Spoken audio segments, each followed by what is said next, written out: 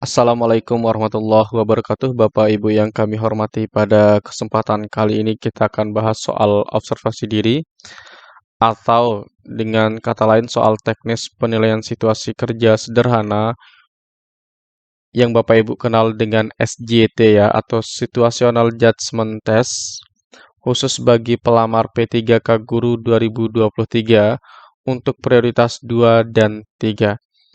Dan saat ini akan kita bahas tentang kenyamanan dan efektivitas pembelajaran.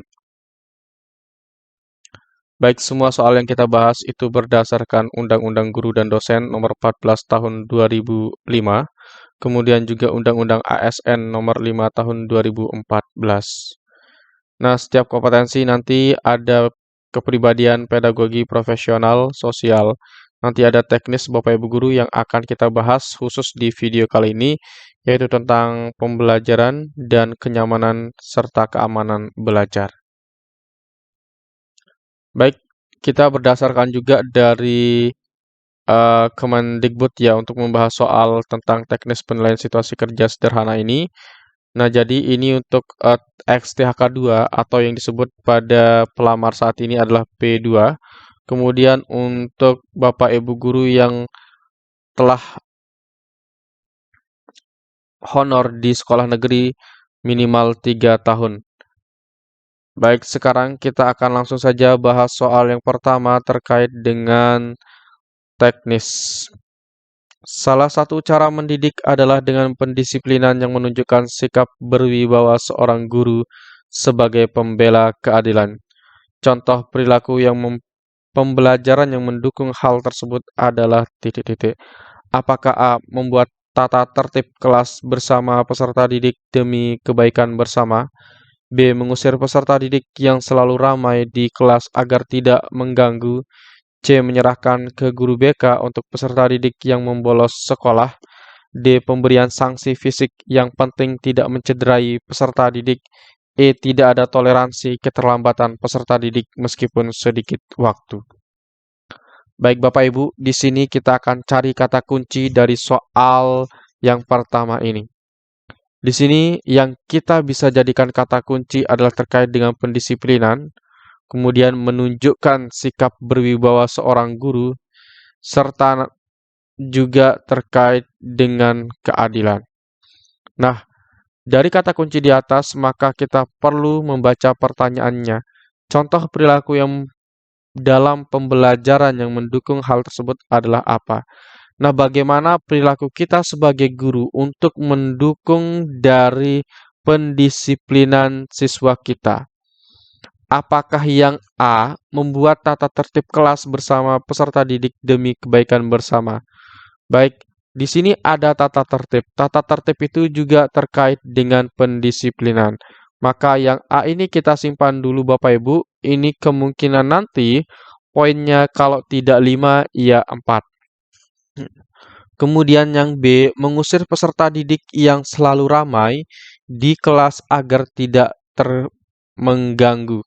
Nah, untuk yang B, Bapak Ibu Guru, kami tidak merekomendasikan Bapak Ibu Guru untuk menjawab soal ini.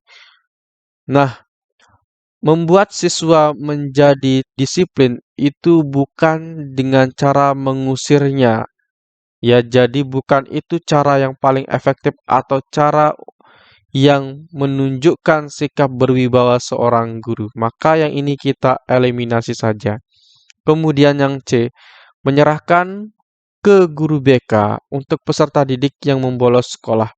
Baik Bapak Ibu, untuk yang C ini juga kita eliminasi saja karena nanti ini poinnya rendah ya Bapak Ibu Guru. Kenapa? Karena kalau terkait dengan pendisiplinan siswa, maka itu juga menjadi tanggung jawab seorang guru. Bukan hanya tanggung jawab seorang guru BK. Jadi, tanggung jawab seorang guru itu ada membimbing siswanya, kemudian mengarahkan siswa, dan memberikan materi-materi pembelajaran. Maka yang C ini nanti poinnya rendah Bapak Ibu. Kemudian yang D, pemberian sanksi fisik yang penting tidak mencederai peserta didik. Pemberian sanksi fisik Bapak Ibu Guru itu tidak menunjukkan sikap berwibawa seorang guru, dan itu juga tidak terlalu terkait dengan pendisiplinan. Oke, jadi yang D ini kita eliminasi saja dulu Bapak Ibu, karena ini nanti poinnya rendah Bapak Ibu guru ya, pasti itu di bawah A. Kemudian yang E, tidak ada toleransi keterlambatan peserta didik meskipun sedikit waktu. Nah, untuk yang E juga ini terkait dengan pendisiplinan. Tetapi Bapak Ibu guru, karena di dalam soal itu menekankan pendisiplinan dan kita bisa menunjukkan sikap berwibawa serta keadilan, maka yang E ini nanti poinnya di bawah A. Maka kalau di soal teknis itu poinnya maksimal 5, maka untuk yang E ini poinnya nanti adalah 4 dan yang maksimal itu adalah jawaban A. Kenapa jawaban A itu berada di paling atas Bapak Ibu guru? Karena untuk tata tertib itu terkait dengan cara pendisiplinan ya. Pendisiplinan. Kemudian tata tertib itu dibuat secara bersama peserta didik. Jadi bukan hanya kita yang membuatnya. Maka di sini ada penerapan sikap berwibawa seorang guru. Kemudian di sini ada keadilan juga masuk di sana. Maka jawaban yang lebih tepat di sini Bapak Ibu guru yaitu jawaban A. Baik Bapak Ibu, kami membuka program Bimbel P3K Guru khusus untuk formasi P2 dan P3. Di dalam bimbel nanti, Bapak Ibu Guru, akan kita bahas soal teknis situasi kerja sederhana atau yang Bapak Ibu kenal dengan observasi diri dan juga SJT, Situational Judgment Test. Tetapi kalau di seleksi guru itu namanya situasi kerja sederhana. Kemudian ada soal manajerial nanti kita akan bahas, sosiokultural juga, begitu juga dengan wawancara. Kemudian nanti Bapak Ibu Guru akan kami berikan fasilitas 10 pertemuan langsung melalui Zoom. Jadi nanti ada tatap muka langsung Bapak Ibu Guru. Kemudian gratis 3 tryout soal terakurat, gratis 10 video rekaman bimbel, dan juga gratis handout file soal dan pembahasan. Untuk cara pendaftaran Bapak Ibu Guru, silahkan ketik daftar PPPK, kirim ke WA kami di 081803358023. Pendaftaran terakhir nanti pada tanggal 11 Oktober 2023 dan pelaksanaan nanti pada tanggal 11 sampai dengan 21 Oktober 2023. Baik, sekarang kita akan lanjutkan ke soal yang kedua Bapak Ibu Guru. Apa yang paling tepat dilakukan guru jika seorang peserta didik tidak memberikan jawaban atas pertanyaan yang diajukan?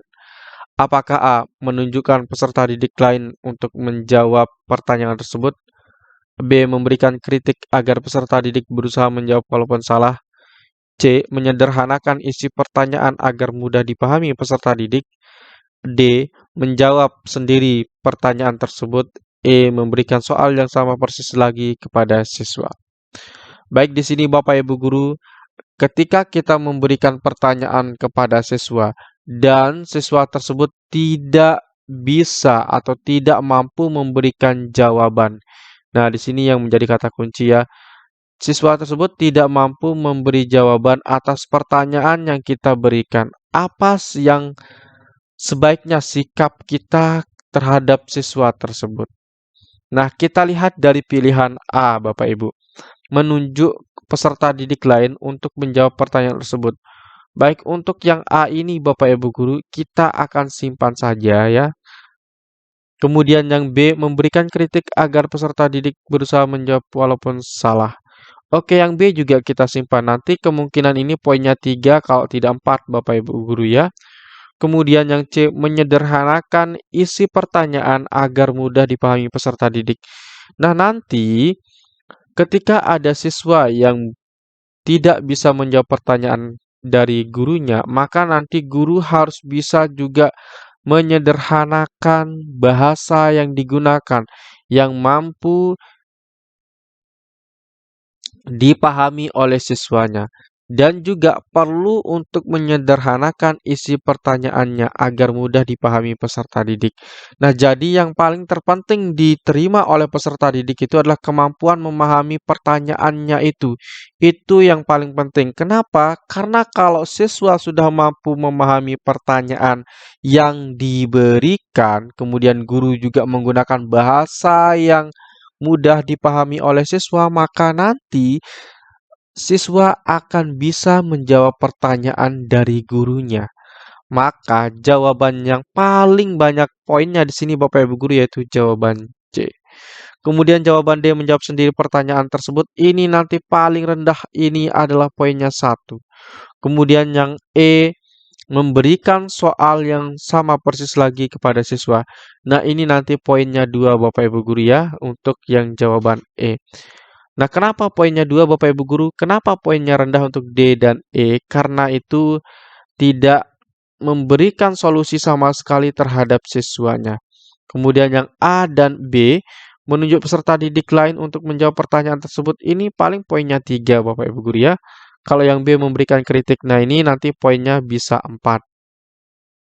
Nah, maka jawaban yang paling tepat di sini adalah kita berusaha menyederhanakan isi pertanyaan agar mampu dipahami oleh peserta didik kita.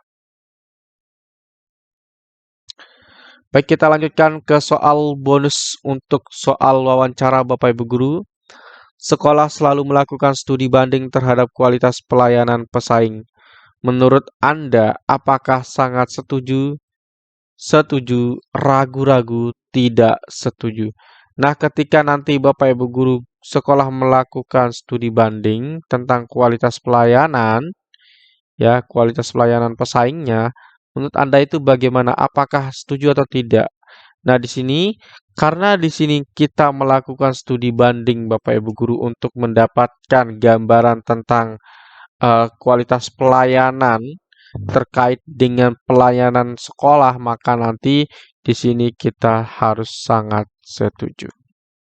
Maka jawaban yang tepat adalah jawaban A.